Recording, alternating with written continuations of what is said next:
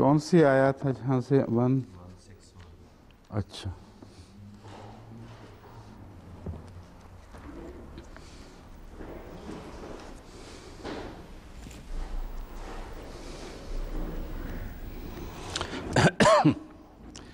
अऊज़ु बिल्लाहि मिनश शैतानिर रजीम, बिस्मिल्लाहिर रहमानिर रहीम। इन यंसुरकुमुल्लाहु फला गालिब लकुम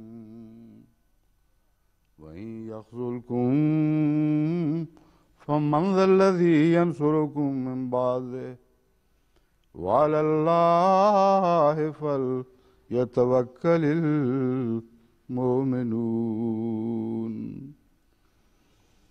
वमा कान लिनबिय्यिन अन यग़ुल्ल वमन यग़्लुल याति बिमा ग़ल्ल यौमल क़ियामह थुम्मा तुवफ़्फ़ा कुल्लु नफ़्सिन मा कसबत वहुम ला युज़लमून। अफ़मन इत्तबअ रिज़वानल्लाहि कमन बाअ बिसख़तिन मिनल्लाहि व मावाहु जहन्नम व बि'सल मसीर। हुम दरजातुन इंदल्लाह वल्लाहु बसीरुम बिमा यामलून। अगर अल्लाह तुम्हारी मदद फरमाए। This is verse 161 of chapter 3 of the Holy Quran, and the translation is, if Allah help you, none shall overcome you, but if He forsake you, then who is there that can help you beside Him? In Allah then let the believers put their trust. وَعَلَى اللَّهِ فَلْيَتَوَكَّلِ الْمُؤْمِنُونَ. In Allah then let the believers put their trust. And this is not وَمَا كَانَ لِنَبِيٍّ, this is the next verse, and it is not possible for a prophet to act dishonestly, and whoever acts dishonestly shall bring with him that about which he has been dishonest on the day of resurrection. Then shall every soul be fully paid for what it has earned, and they shall not be wronged. वहाँ हरगिज़ जुल्म नहीं किए जाएंगे। जो भी 163 translates as, is he who follows the pleasure of Allah like him who draws on himself the wrath of Allah in whose abode is hell, and an evil retreat it is. The next verse is 164 and translates as, they have different grades of grace with Allah, and Allah sees what they do.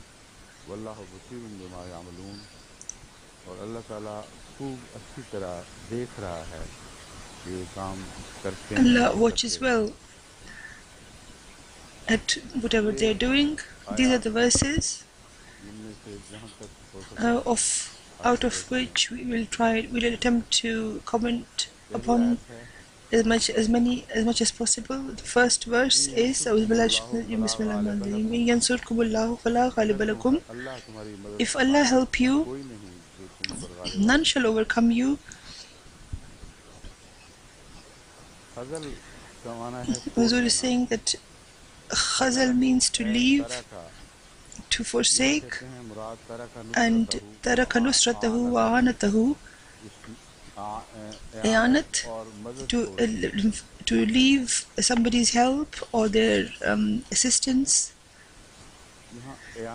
Here the word should be iyanat, which is assistance.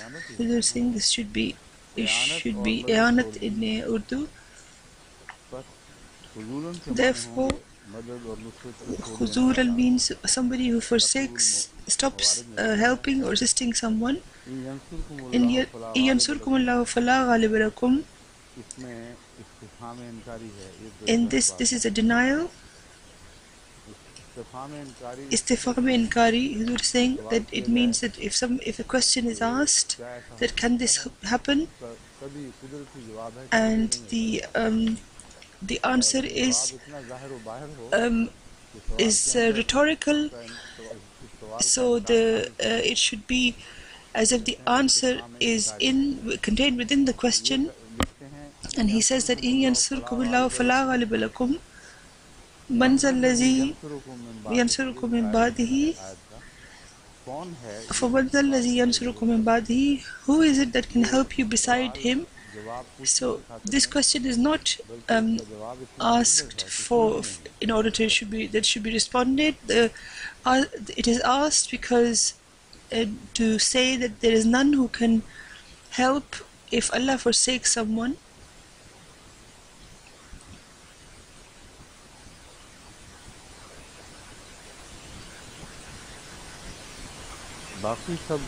All other commentators have combined the subject of trust in Allah, and they have said the same things which have been repeatedly said previously, and nothing significant new has been said by them. So Huzur is saying that I shall present certain other matters about this verse and certain incidents of dishonesty, etc. I will mention them especially. Huzur is asking where they are, where those references are. Huzur is saying that's about, Huzur has been told it's about something else. If Allah helps you, then none can overcome you. Here, the forsaking that people take it to means that it means stopping helping someone. This is not what it is meant here. Here what is meant is to leave someone. When Allah leaves someone, then only His help does Allah forsake.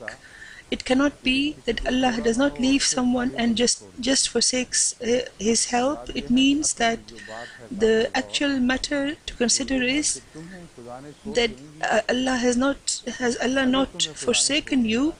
If Allah has not forsaken you, then there is no one who can hurt you, and you can be victorious over everything else. So the damage that is being caused, where this verse is about warning, it also has glad tidings that apparently although you did not get any help, but you are not among those who have been left, who have been forsaken, abandoned. And one who has not been abandoned by Allah, then for him there is no grief and no fear.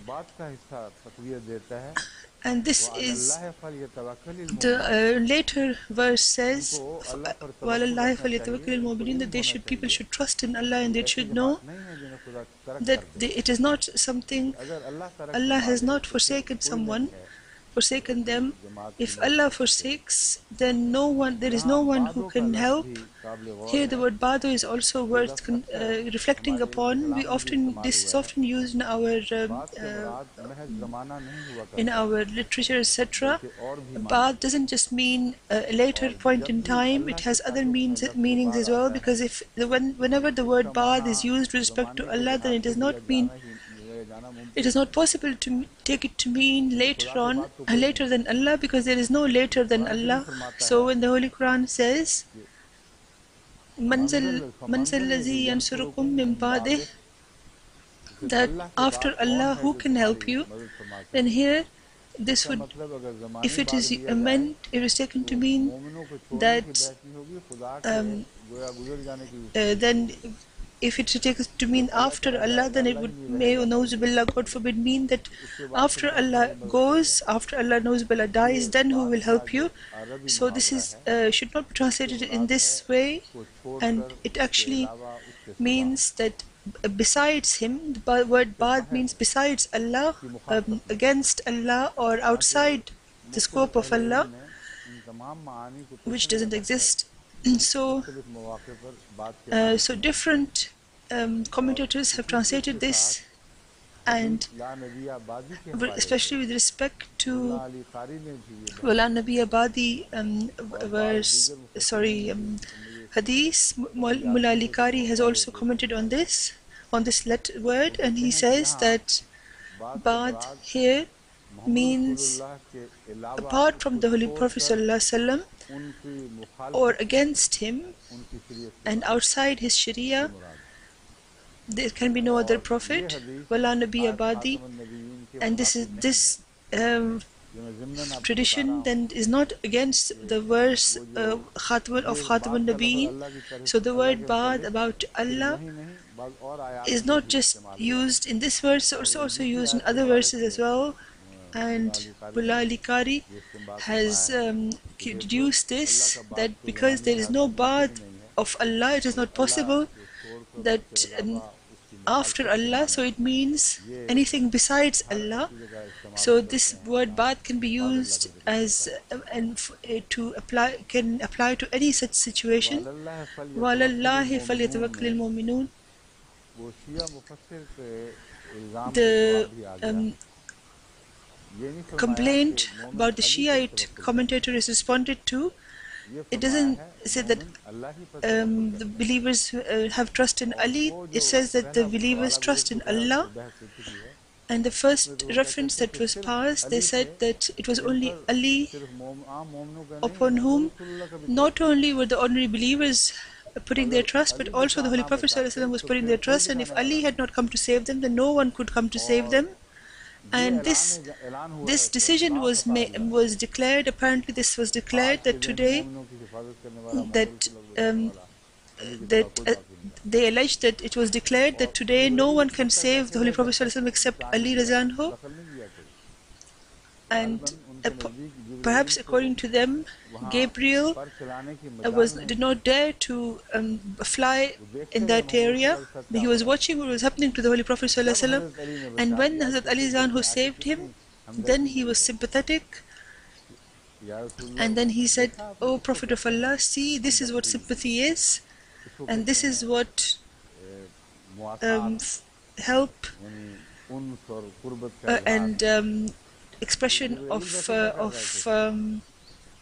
closeness to someone is." So Huzur is saying that what was Gabriel doing, sitting there doing nothing? The ulama say that when Joseph was put in the well, then these people, these commentators, non-Ahmadi commentators, combine Gabriel's existence to houses like people in a material sense, and this is what they think of angels as well. And they say that about Gabriel, that at that time he was at the 7th heaven. So he's saying that I'm not sure which book this is written in, but Huzur is saying there was a very good knowledgeable scholar, and who accompanied me once in a journey to Lahore, and while we were speaking, he told me that what are you talking about the science of today, that there is this speeds of communication, etc. This has absolutely no significance. Look at this, that when Joseph was thrown into the well, then Gabriel was sitting on the 7th heaven, and before Joseph could touch the floor of the well, Allah ordered, and he immediately descended and lifted Joseph on his wings and did not let him fall on the floor. And he was saying that this is the closeness he says with Jesus. But what kind of closeness is this which does not exist with the Holy Prophet ﷺ? You're saying, what kind of thing is this? Are you trying to say that Allah was completely helpless without Hazrat Ali Zanho? Without Hazrat Ali Zanho, could Allah not do anything? Only when Hazrat Ali Zanho did something, only then could Allah and His angels do something. But Allah is rejecting this, and Allah declares here that if you are believers, then you should only put your trust in Allah. And in this trust, in this subject of trust, the Holy Prophet ﷺ is not mentioned, that because the Holy Prophet ﷺ himself trusted in Allah, and the Holy Prophet ﷺ did not have trust in man or in angels, and the assistance through angels. This subject has been mentioned about the Battle of Badr clearly, and if there is any other need for this, and I'll explain it to you later on. But right now I want to tell you that when the trust is being spoken about, then there is none who can be trusted except Allah, and this is what the true oneness of Allah is. And so in وَعَلَى اللَّهِ فَلْيَتَوَكَّلِ الْمُؤْمِنُونَ means that so you must have trust in Allah, O believers.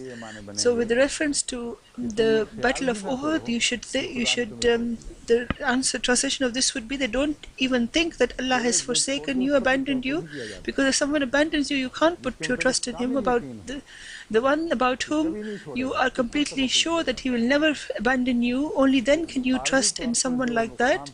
So the temporary damage that they suffered, how Allah helped them and how Allah forgave them, this is a further mention of that. That look at how Allah forgave you, and look at how Allah removed the effects of your mistake, and Allah is telling you, inviting you to trust in Him. And this is the subject that's been discussed in this verse.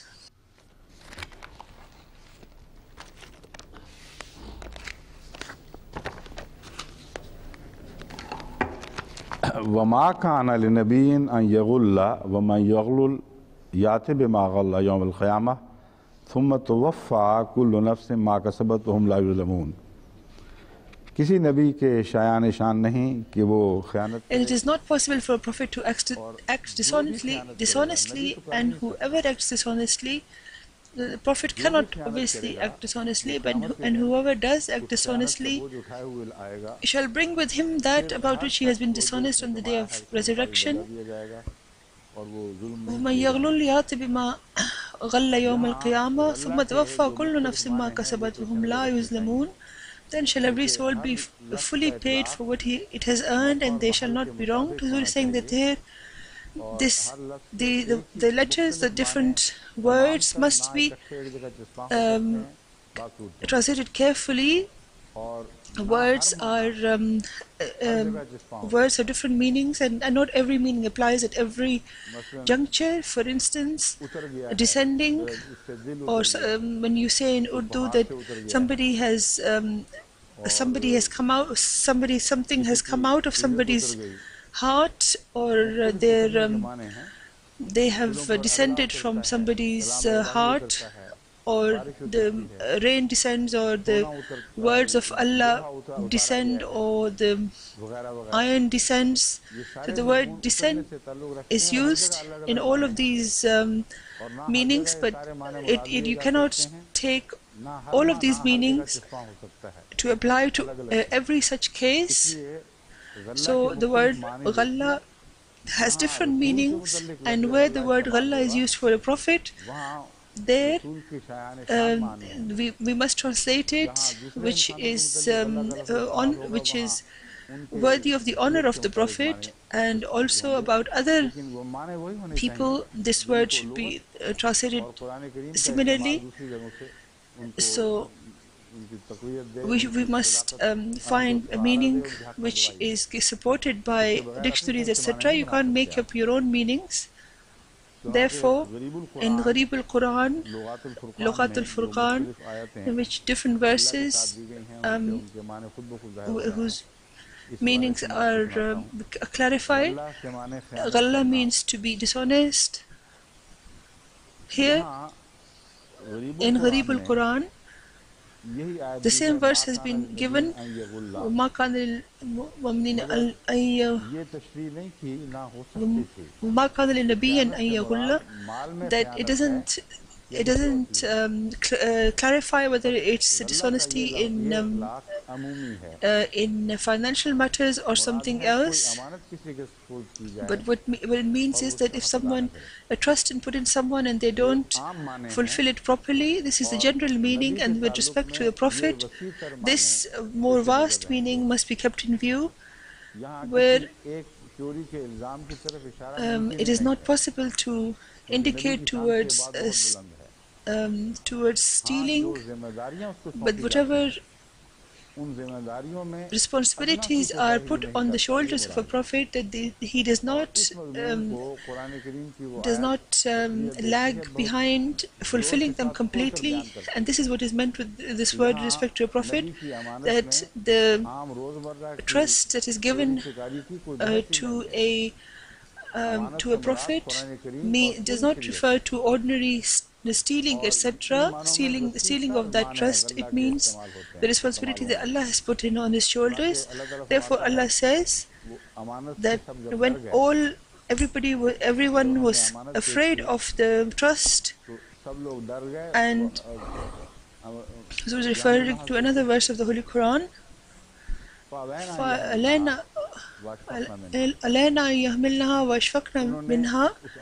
They refused to carry the trust and they became afraid. And then the perfect man came forward and he lifted the amana on his shoulders. So when it is said about the Prophet that he is not dishonest, then it means that the trust that Allah has put on his shoulders, that is what is referred to. So it means that he is not dishonest in the smaller things or in the greater of things, no matter how much the trial, how hard the trial, the trust that is put on the shoulders of prophets, they never stop or fall behind in its fulfillment. And if this meaning is forsaken, if this meaning is left, then the commentators and the Orientalists start to speak about start to allege different things against the Holy Prophet ﷺ, whereas this trust refers to the similar trust that is placed on the shoulders of all prophets. Ghalla also means to tie something. Who is reading the Arabic from a dictionary, that it is an order to angels that the cruel people should be tied up and they should be thrust into the fire of hell. Ghillun is also referred to hidden animosity, where Allah says, وَنَزَعْنَا مَا فِي صُدُورِهِمْ مِنْ غِلٍّ تَجْرِي مِنْ تَحْتِهَا الْأَنْهَارُ. And we took out the hidden dishonesty in their hearts and we threw it out and made it evident. So it is saying that, therefore, this is why I said that every thing cannot be applied to everyone, and you cannot say about a prophet that a prophet had these dishonesties in his mind and they were taken out and made evident.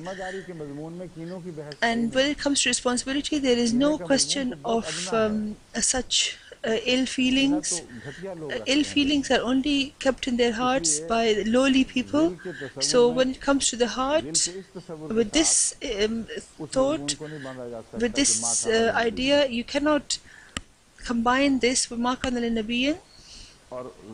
And ghul refers to, which is the plural of aghlal, which refers to the dog around the neck, or the chain around the neck, or a rope around the neck, which is referred towards on the Day of Judgment in the Holy Quran.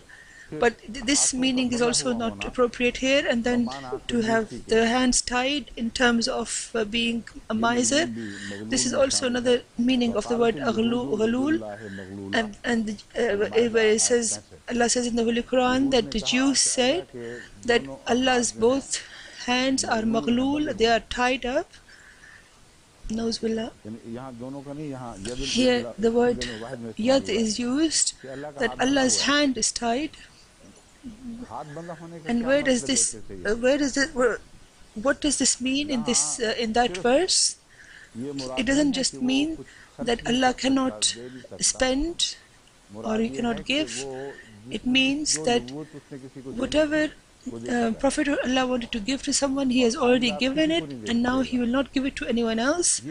This is what Allah's hands being tied means in that place. So from the Holy Quran,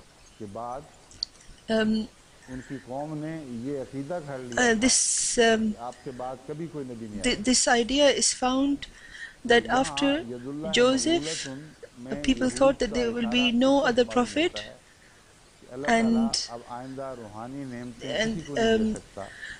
after Moses, and the Jews thought that now Allah will not give the prophethood to anyone else because his hands are tied. Either he doesn't want to give it, or there is some problem in his hand, so he has become devoid of his favor that he can bestow on people. He has become devoid of that, nauzubillah.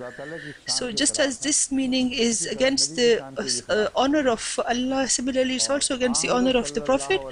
And with the Holy Prophet ﷺ, this ghal has nothing to do with him, just as this ghal has nothing to do with Allah. If Allah's hands cannot be tied and Allah's favor lasts forever, then the Prophet's hands cannot be tied either, whose time shall extend until the hereafter, and after him there is no other Prophet who can come with outside of his Sharia.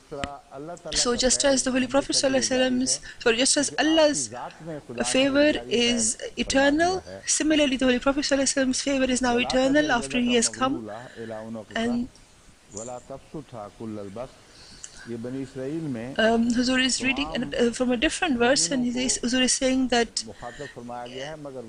all the believers are mentioned, but they are addressed in a singular form. It is an advice to the intelligent people, and Allah, it becomes an advice to all the believers, which is that لا تجعل يدك مغلولة إلى عنقها or عنقه, something. I missed that bit of the verse. Or don't put your hand around your neck like Huzur is indicated, or don't open your arms completely. You follow a path in between. So if you tie your hands to yourself, that means that you close the doors to favor, and nobody can take anything from you, even by accident. And to open it means that keep it so far away that people should take whatever they like from it, or you should be throwing it away. So on the one hand, and in the name of generosity, to be too extravagant is not correct, and also it is not correct to stop people from getting your favor. So these are the different usages of this word, which is found in the Holy Quran. And Huzur saying that one thing I wish to explain to you, that sometimes it is the same scenario, but different contradictory meanings are used. So to take one's hand and hold it next to one's chest is used in the meanings of miserliness, but in another place in the Holy Quran this is also used for spiritual favor. Although people don't usually think about that, the miracle of Moses, he was told that take your hand and hold it close to yourself, and then it will become enlightened. So what does this mean? On the one hand, people think it means an apparent miracle, and that's where they stop, whereas it means that those people who become close to a prophet and who become his hands and his arms, who are his khuddam, his people who are his helpers, those people who get stuck to him, they become bright, they become illuminated, and they take favor from the favor of the Prophet. So the same subject which in one place expresses extreme miserliness, the same scenario at another occasion with respect to a prophet, it means giving and favor is used in that expression. So therefore, it is the closeness of the prophet, which is the nearness of a prophet, which gives light, and being away from him removes that light. So where in the Holy Quran Allah says that you should get stuck to it, do not leave it, do not forsake it, as if you are holding on to a chain. That should be kept in view. The Holy Prophet ﷺ we are not able to be bodily close to him because of the fact that we are away from him in time, but if we wish to have light, then we must attach ourselves to him, get stuck to him, just as Moses' hand used to get close to his bosom, and then he used to get light from it. He used to get illuminated. So, as an example, there a apparent miracle is also shown, but the actual meaning should not be forsaken, should not be ignored. It means that if people who do not have a light, they will get their light from Moses, and their darknesses will turn into light through Moses. So there the subject of favor is mentioned, and here the subject of miserliness is mentioned, and yet the same scenario is pictured before us. Imam Razi writes, Al-Ghululuhu huwa al-khiyanatu. Ghulul refers to miserliness, wa asluhu akhlu shayn fi ghafiyati, and its real meaning is that if something is taken from someone in a concealed manner, وَقَالُوا أَغَلَّ الْجَالِزِلُ وَالصَّادِقُ إِذَا أَبْقَى فِي الْجِلْدِ شَيْئًا مِنَ اللَّهْوِ لَطَرِيقِ خِيَانَةٍ. Huzur is reading the rest of the Arabic, that a person who removes the skin,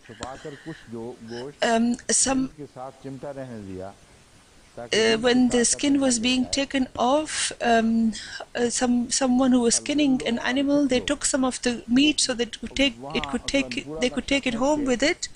So this scenario is pictured before us, and if this is combined with the subject of a prophet, then it would mean that the prophet is not miser even to this extent, as much as someone who is skinning an animal, when he takes a bit of the skin to the fat, so he takes some of the fat off, either by mistake or intentionally. Huzur is saying that I do not know what the butchers of that time were like, but we have seen, we have done sacrifice of animals in Rabwa many times, and we have never seen any such butcher who takes off the skin in such a way as to leave a bit of the meat with it. Huzur is saying that if it is if it's a butcher who is not very not an expert, then maybe there might be a bit of the fat that stays stuck to the skin. So someone else's, if a butcher who is not an expert, if he by mistake he takes a tiny bit of the flesh with the skin, even that much dishonesty a prophet cannot do. Huzur is saying that I have explained this before, that it refers to this refers to that mindfulness which is hidden in the heart. Khilala is also refers to those clothes which we call underwear, which are clothes that one wears under clothes, are called khilala as well. For example, vest, etc., are all included.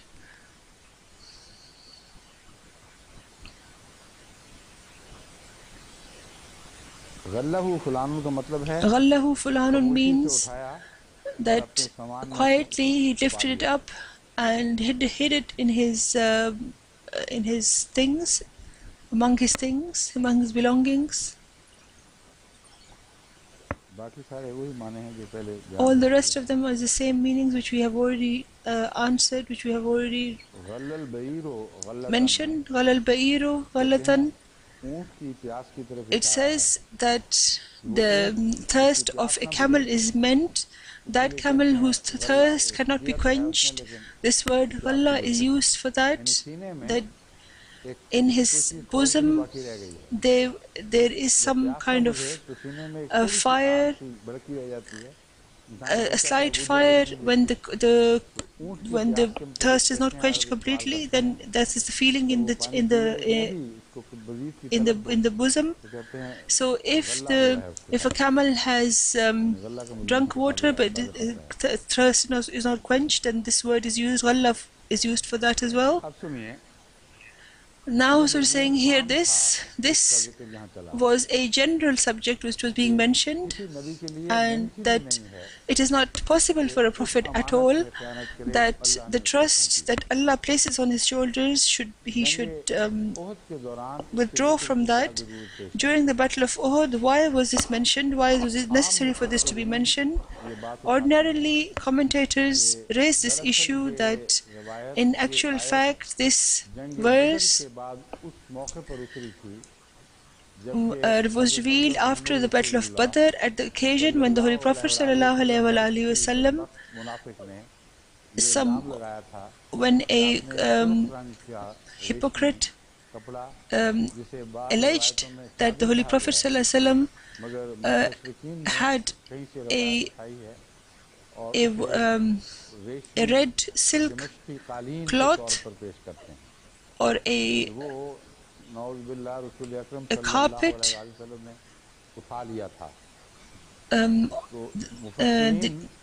silk carpet which the Holy Prophet ﷺ had Nauzubillah taken, and the commentators therefore say that this verse refers to the Battle of Badr, and this occurred at the Battle of Badr, and then they raise it. So why was this verse lifted from that time and placed at the time of the Battle of Uhud? In order to look for this, for the reason for this, they say that those people who left the valley and ran at the Battle of Uhud, they remembered that occasion, that Nauzubillah, this was the allegation against the Holy Prophet ﷺ. And then they remembered another thing as well, that at another occasion he told some group of his companions, he sent them somewhere, and at that time this battle commenced, and when they did not get a part of the booty which the people had won, the victorious people had earned, then they were doubtful that it may not be that that the Holy Prophet ﷺ may say to them that you cannot partake of this bounty. So this is these Orientalists have used this, and Huzur is saying that the word ghalla can be used perfectly for the Orientalists themselves, how the ill feeling in their minds, their bosoms comes out. Huzur is saying that first I wish to give a logical explanation of this incident, so-called incident. The fact of the matter is that in the Battle of Uhud, when those people who left, when they left their place, before that there is a long discussion in the Holy Quran, and tanaza is such a discussion which becomes prolonged, and for a long time they were they were arguing with their Amir, and then what was the distance between the valley and and where they were, and should they have been in such a hurry that they quickly wanted the booty? This is such a horrible such a wrong allegation that even Wari, who is an enemy of the Quran, even he is rejecting it, that at that time it could not have been possible that those people who were at the valley, they did run, he says, for the booty, but they did not think at the time that the Holy Prophet ﷺ had these allegations against him from before, and he used those people who were outside the area, they should be kept away from the booty. This allegation was already there against the Holy Prophet ﷺ, Nauzubillah, that it should where he was saying that this could not have been ever have been in their minds, and then the distance that they had to traverse, and when they got there, then this scenario, this displays to us, tells us that at that time the enemy had not turned, and they had not made the response, they had not responded, and when they got there and when the time was of peace, then no such incident, there's no such record that the Holy Prophet ﷺ told them that what are you doing here, and then it should have been that they they may have stolen something. There is no such reference whatsoever. And when the enemy returned and attacked in the Battle of Uhud, then there was no question of this happening anyway. So all of these things are imaginary tales. There was one reference that they got, and from which they spun new tales that this might have happened and that might have happened. The subject mentioned by the Holy Quran, the Quran, whoever the Quran mentions it about, it should be in accordance to the greatness of that occasion, etc. So here the word Nabiyan is used, and this is a general word, general meaning, and it doesn't just refer to the Holy Prophet ﷺ. The defense was not of the Holy Prophet ﷺ. In fact, it was the defense of all the prophets, and it is an occasion of the Battle of Uhud, and it means that whoever Allah gives the trust to, he is worthy of receiving that trust, that he will not withdraw from the offering of the fulfillment of that trust even in the slightest. And this shows the steadfastness of the Holy Prophet ﷺ, and this proves that it was the blessing of the steadfastness of the Holy Prophet ﷺ that a war that was defeated was won. The other people could not fulfill their responsibilities, and if there was any such dishonesty, it was from their side. But the Holy Prophet ﷺ, as far as he was concerned, there was no such nothing of such dishonesty found in him.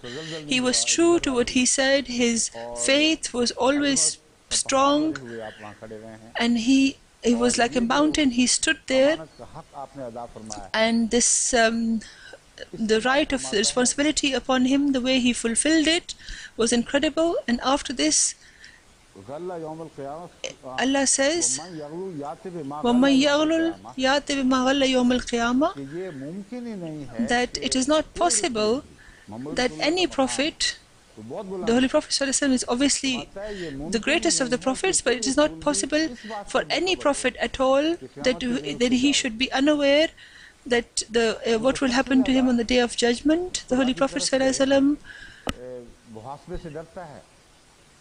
a prophet is always afraid of Allah, and this was the most applied in the greatest extent to the Holy Prophet ﷺ.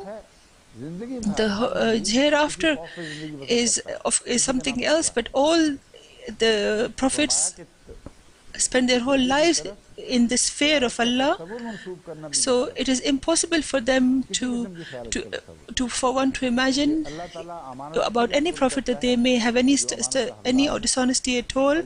So Allah only gives the responsibility of the trust to such a person who is able to carry it. So this refers to all the prophets. So where he says that except for Jesus, all the other prophets, it has been accepted that they are dishonest. This particular verse rejects that, because for a prophet to be sinful, it is tantamount to saying that he cannot fulfill the responsibility that is placed on his shoulders.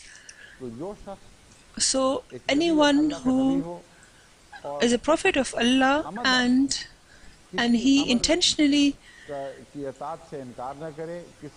does not reject or does not deny, then such a person is called a Ameen, or a trustworthy person. And all prophets are pure and are purified, and only one prophet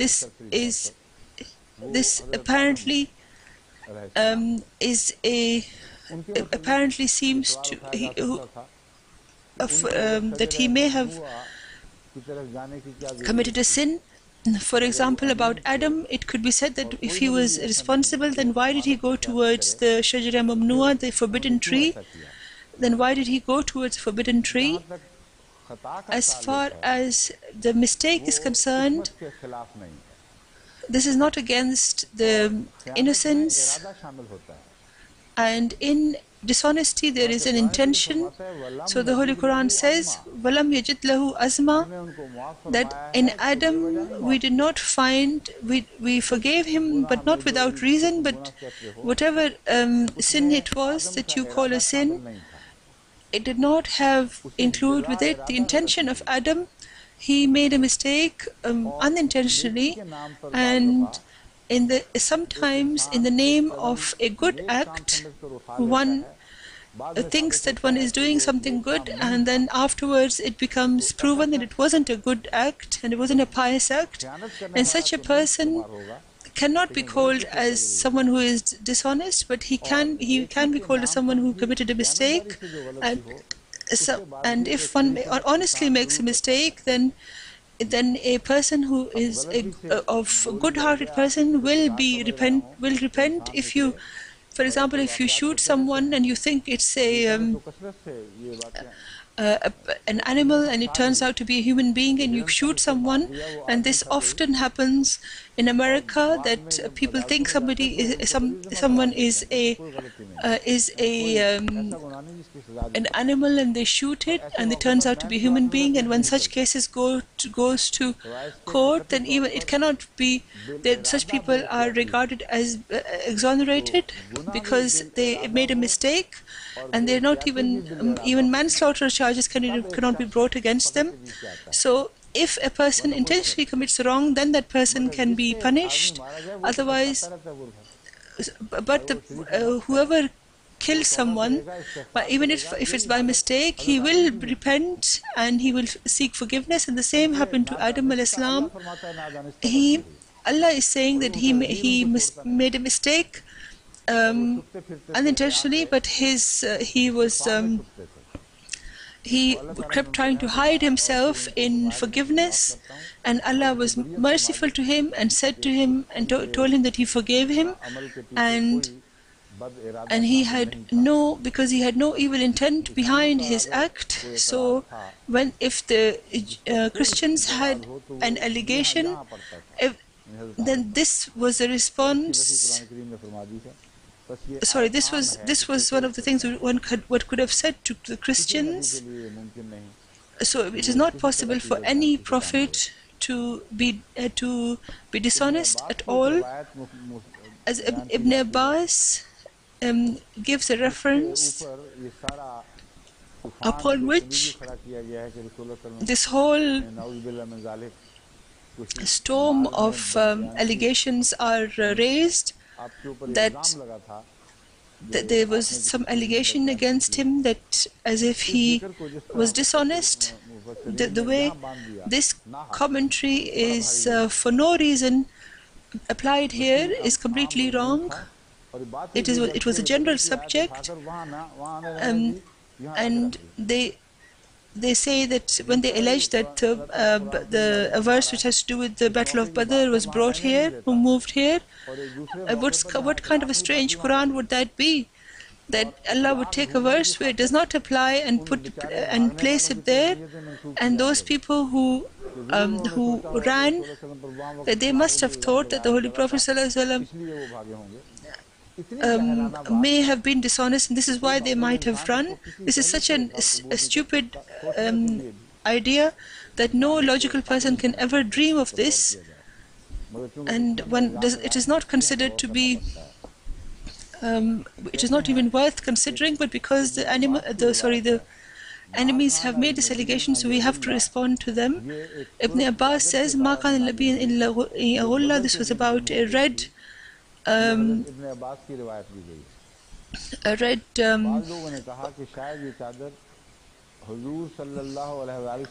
cloak, and some people thought that the Holy Prophet ﷺ may have taken it, and upon this allegation, this verse was related, and this is present in the book of Tirmizi, and Imam Tirmizi himself has said, Hasan Gharib, that this is a weak tradition, and in another version, Ibn Abbas is not even mentioned. Khusayb mentioned it from Miqsam, so it's not only weak, it is also unacceptable. This reference is unacceptable. Abu Dawood, Abi Hatim has also mentioned the same reference, and in all of the references which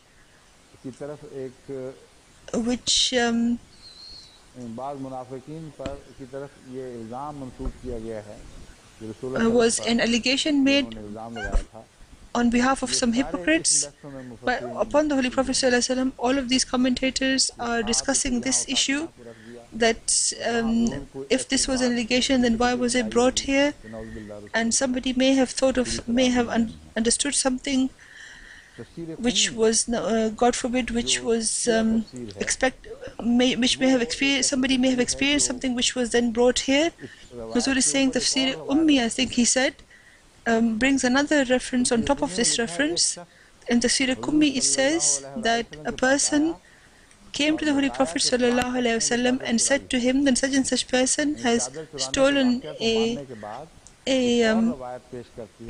this cloak.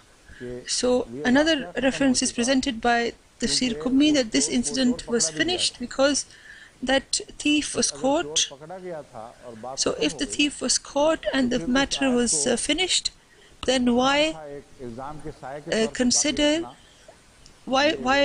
keep that verse and say that, why think that verse still means that it refers to an allegation? Zur saying this is from Tafsir Kummi, and it's not a famous reference with which we can rely on, but it's a very detailed reference, and it says that when it was discovered, then that place, the Holy Prophet ﷺ sent people there where that man had hidden the silken robe, and it was found.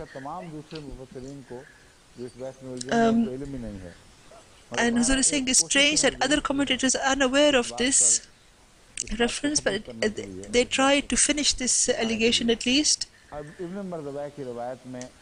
Huzur is saying in Ibn Martaba's reference, they say that this allegation was made by the hypocrites. All the commentaries are full of this discussion. Tafsir Baydawi, Tafsir Jalalain, and very his reference that he has given he's given of Tafsir Jalalain, and also another tafsir which we couldn't find. Who was reading some Arabic. فلما فقدت قطيفة लिखा हुआ है It says qatifatun.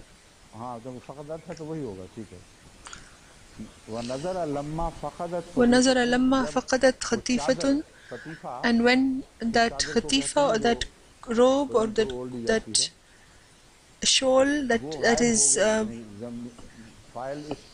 put on one's body, wrapped around one's body, when it disappeared, قطيفة حمراء يوم بدر فقال بعض الناس لعل النبي صلى الله عليه وسلم أخذها. But some people said that perhaps the Holy Prophet صلى الله عليه وسلم may have taken it, and this has been expressed in very uncareful words, because by the reference in Tafsir Bayzawi mentions clearly that it was the hypocrites, and Ba'd nas means as if it was a ordinary and a general idea among the Muslims. So Very has taken the verses which were the references which were mentioned in the Islamic commentaries. He has left those and specifically chosen those verses which says that ordinary Muslims were thinking this. So basically what he is trying to say, it's not something which can be ignored. It was a general discussion. People thought that this the Holy Prophet ﷺ, people thought that the Holy Prophet ﷺ had Nauzubillah taken this silken shawl or wrap, and then it disappeared forever. So he selectively chooses those commentaries that say that it was the general public was discussing this. Huzur is saying that this is repeatedly mentioned so much that my eyes are hurting from looking at this commentary repeatedly over and over again, and this verse has got nothing to do with this and is completely saying something else. Has been made into a vehicle against bringing allegations against the Holy Prophet ﷺ.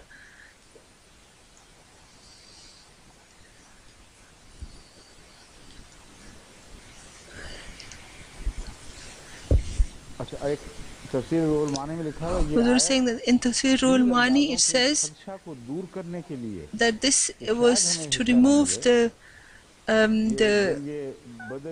suspicion of those people who are supposed to be throwing the arrows in the valley, that they may not get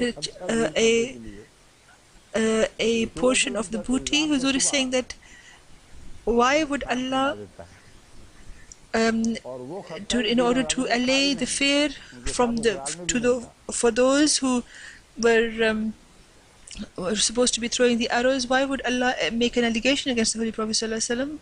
Who was laughing at this. Tafsir Kabir Razi has also mentioned it, that this was the fear of the suspicion of the people who were supposed to throw the arrows. But Imam Razi says in a different reference that on the day of the Battle of Hunain, when the Holy Prophet ﷺ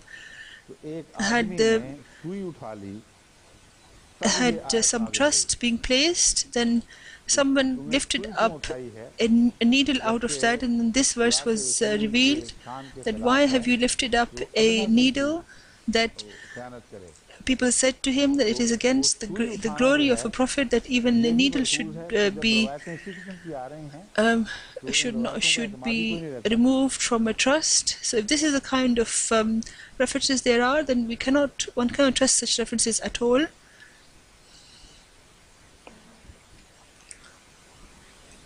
Imam Razi writes this much, that if this has to do with that allegation, then it removes the allegation as a exaggeration. What does he mean by this? It probably means that Allah has exaggerated this by combining all the prophets, meaning that if it is against the honor of any ordinary prophet, then of course it is against the honor of the greatest of prophets, the Holy Prophet ﷺ. So if this has anything to do with any allegation, then its denial is made in a glorious manner. This is what is meant by Hazrat Imam Razi, and if you wish to think that this verse refers to that, then this is the best commentary. The Imam Razi says, وَمَا كَانَ لِلَّهِ أَن يَتَّخِذَ وَلَدًا. It is such a strong denial as those words of the Holy Quran, that it is not possible for Allah to adopt a son or to have a son. Many of the commentators, Huzur is saying, has, with reference to this verse, they have presented a tradition which is in Sahihan, and that Sahihan means Imam Bukhari, Imam Muslim, in both of these books of tradition mentions it. If a tradition is found in both of these two books, then that is supposed to be a very good, very authentic tradition. So they say that on the Day of Judgment, the Holy Prophet ﷺ will see some people some of whom will have raised a camel on their heads, and some sheep and some other things on their heads, and they will call the Holy Prophet ﷺ to help them, and he will say to them, no, today no one can help you, because the Prophet is not dishonest and does not help a dishonest person. So it will be those their dishonesty which they will lift on their heads. And this is from Abu Hurairah Azlanhu. Huzur saying, apparently this, to apply this here, that people will be raising, people would have raised camels or other animals over their heads. This is contradictory to the idea of heaven, which is found, of the hereafter, which is found in various verses of the Holy Quran, which is the scenario is painted before us. And here those animals, etc., and those souls lifting up these camels and these horses or animals over their shoulders, it could refer to some. It could be metaphorical, but it doesn't have any material meaning. And the metaphorical meaning is that their burdens would be on them, and this is as a metaphor it is shown, and their dishonesties Allah will make it evident in that. And everyone will be aware of their own dishonesty, and they'll be able to see it. So if there is a question of raising it, or saying if somebody takes someone's land, and some people take thousands of acres of someone's land, so then should they be carrying the hundreds of acres of land on their shoulders?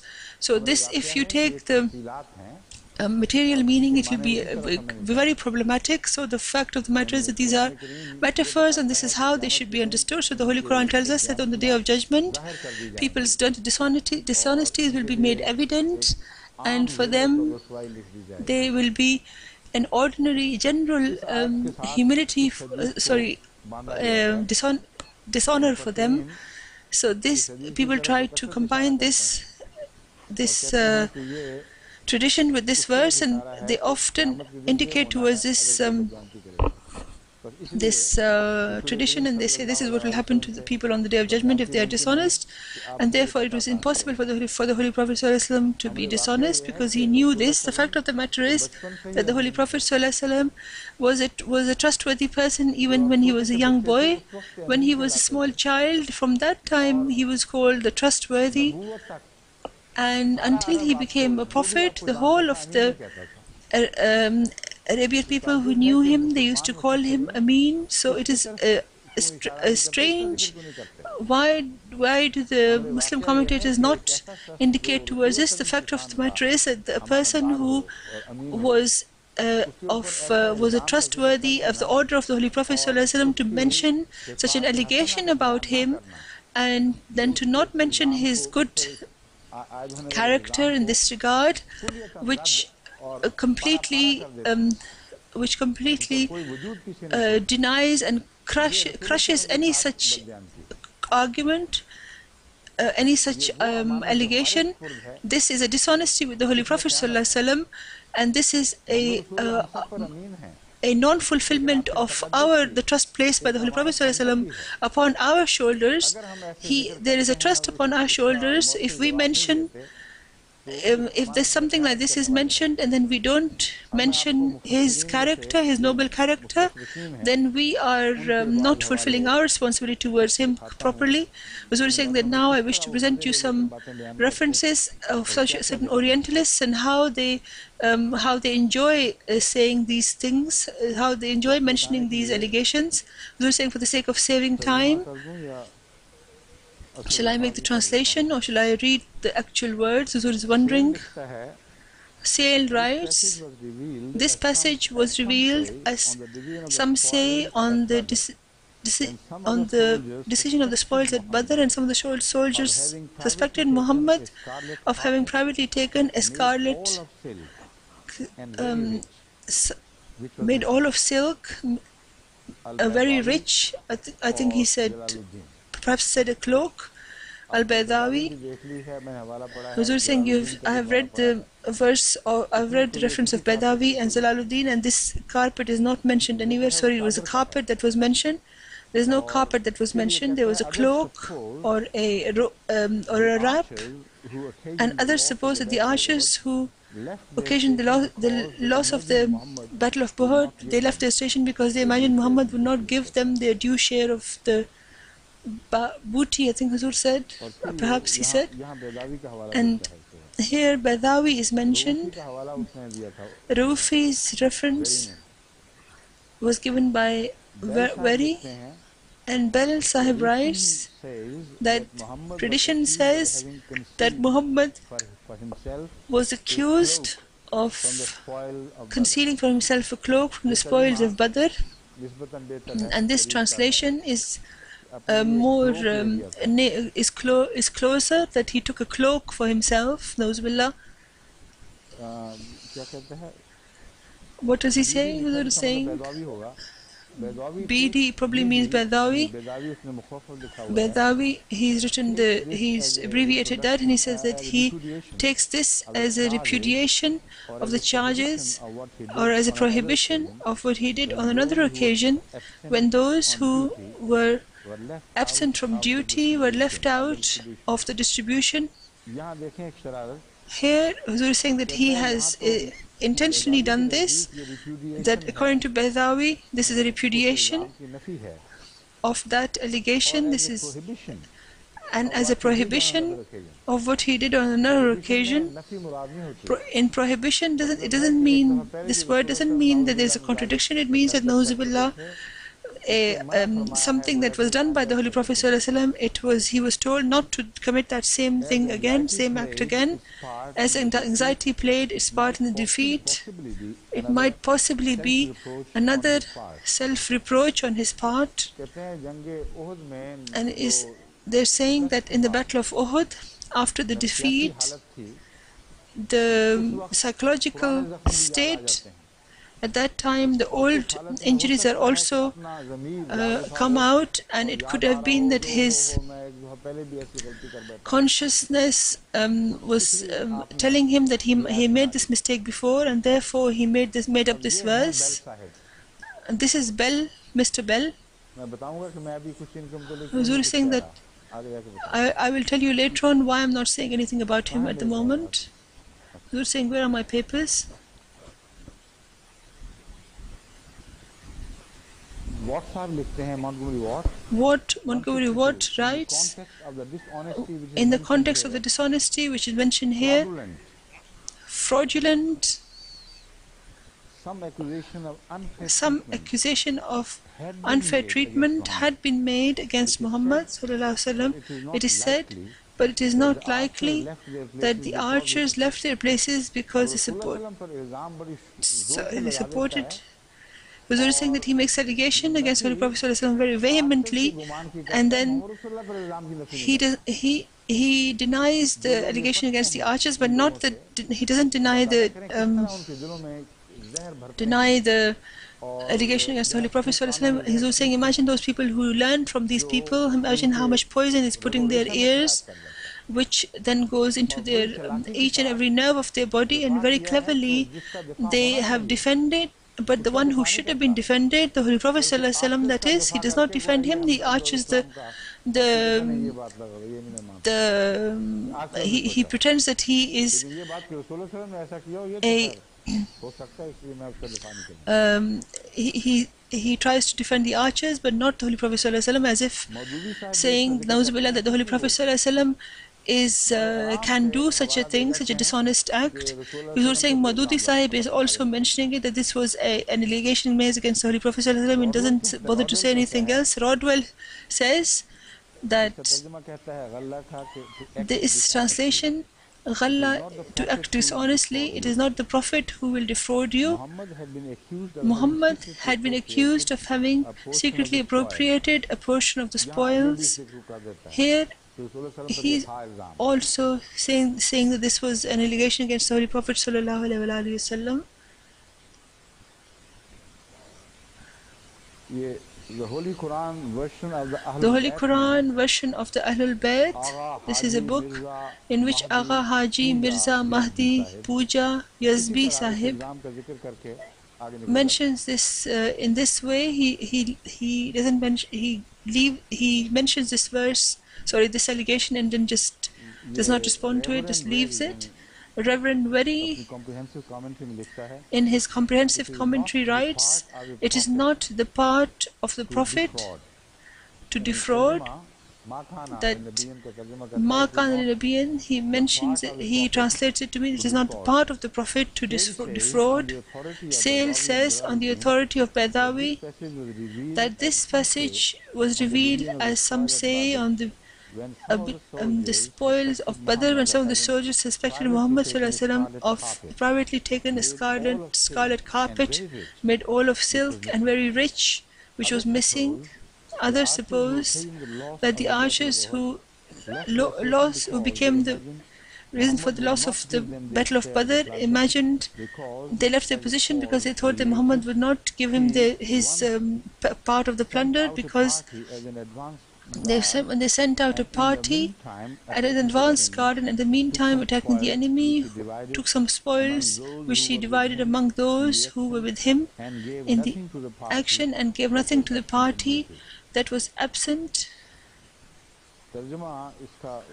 The translation of this, so we're saying there's no point in doing word for word translation. Commentary on this. It's the same ridiculous act that has been mentioned, and it's been referred to sale and made it exaggerated even more. That it was an amazing, incredible silken carpet which is being said that the Holy Prophet ﷺ had Nauzubillah appropriated, and that is being mentioned here. And then also towards this, that the archers who ran because they knew that Nauzubillah, the Holy Prophet ﷺ was not trustworthy, and because he did this in the past battle, if we are late then we will forsake this. And the discussion that is mentioned in the Holy Quran is not mentioned, and if this was a discussion, then why was this discussion not made there? This is not mentioned in any reference. This reference is there, that this was a discussion, a conversation, the battle with Abdullah. The Holy Quran has presented it, and the history saves it, in that there is not a single indication of any kind whatsoever that anyone should have thought ill of the Holy Prophet ﷺ. We were saying these people who pretend to be scholars, etc., they know this, and they want to show the Holy Prophet ﷺ's character as being stained. They mention this, and they enjoy mentioning this, and the Muslim commentators join in with them by mentioning these things and then not commenting on them and leaving them and going forward. Then Wari writes that the serious something says that the passage was occasioned by certain of the companions desiring a large share of the booty, that their weaker brethren than their weaker brethren. God here signifies that all are to be treated alike, and partiality in the matter of booty would be dishonest.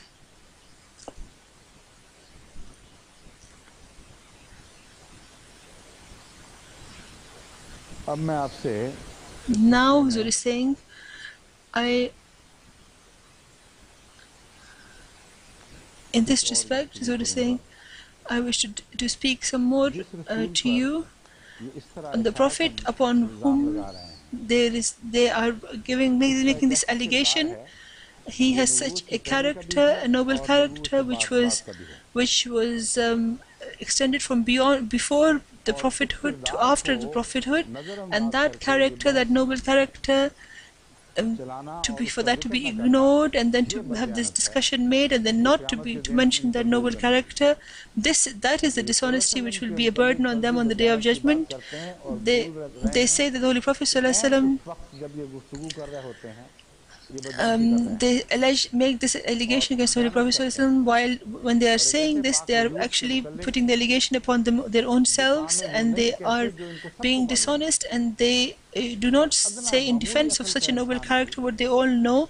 And a normal and ordinary person as well, if to even entertain such an allegation against someone like the Holy Prophet ﷺ, it should even be thought of is wrong. Huzur is saying the first thing I want to say about this is that where it comes to any allegation, there, when they make they comment about Jesus, why did they not say that this was an allegation against his mother, and these were the allegations against the mother, and the Jews made this allegation, and some Christians have accepted such allegations, and why do they not give those references? And now new books are being published, just as in New Zealand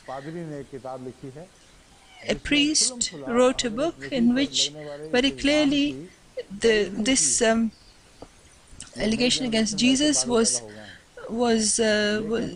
agreed to, and such idiots have been born in the new generation. So Huzur is saying someone keeps on mentioning this and does not deny that allegation, then this is a great dishonor, dishonesty, and audacity. Such people who make this allegation, they are so ungrateful. When the Holy Quran mentions such allegations, it shows you how that if there is an allegation made against the pure people, then it is a must that one must deny that. Allah says in the Holy Quran that the Jews were cursed because they made a horrible allegation against the pure mother of Jesus, and about that mother they said that she was a Siddiqa, Ummuhu Siddiqa. They say that you say she was impure, and we say that she was, even among the pure ladies, she had a great status. So this is the Holy Quran's attitude towards their holy people, and if the Holy Quran had not adopted this stance, then the Muslims had no reason to deny this allegation against Mary, whereas they have. The Muslims do not have any reason, because we did not know the character of Mary. She was always away from the site, and that the people who were there at the time when she spent her life, they are making this allegation against them. When she brings the child, then the people who were around her, the child had not yet claimed prophethood, so it has nothing to do with their animosity of prophethood. It was just a general impression, and all the people around her were making these allegations. So why is that not mentioned here? Why is that allegation not mentioned? If Islam had not exonerated Mary, then it was not. No one, everyone would have accepted, because this would have accepted this allegation, because it is against nature. So all of the all of the reasons for denying this, for accepting this allegation, were present, and the Holy Quran, which was revealed to the heart of the Holy Prophet ﷺ. Look at the greatness of that, and look at the greatness of the teachings of the Holy Prophet ﷺ. That look how greatly it denied this allegation against Mary, and regarded the people who made this allegation as being completely as being cursed. Because Huzur is saying that the fact that they are being called cursed, this makes her exonerated, that Mary that they knew, and upon them they had no right to make this character, because she was of pure character. And when it says Ummuhu Siddiqa, it means why we are cursing such people. It's not an arbitrary decision. It is because that Mary's action, who lived among them, her character was so great that they had no right to make an allegation. So in every word, the Holy Quran has shown the entire scenario and the background to this whole matter. And as we were saying, that noble character is not in front of our eyes. No Christian can present a historical reference that Mary was pure, whereas the whole of the people around her were making this allegation against her. And the Holy Prophet ﷺ's character is such that even in front of the enemy it was clear, and the people who were accepting him, obviously upon them it was very clear. And it was like a huge light falling upon their lit up hearts. So until he had claimed prophethood, all of his people called him trustworthy, and even after he claimed prophethood, still no one alleged that he did not keep his trust. What a great witness to his trust. Huzur was asking if the time is finished. Huzur is saying that how come the time is finished so quickly? अच्छा, अस्सलाम वालेकुम।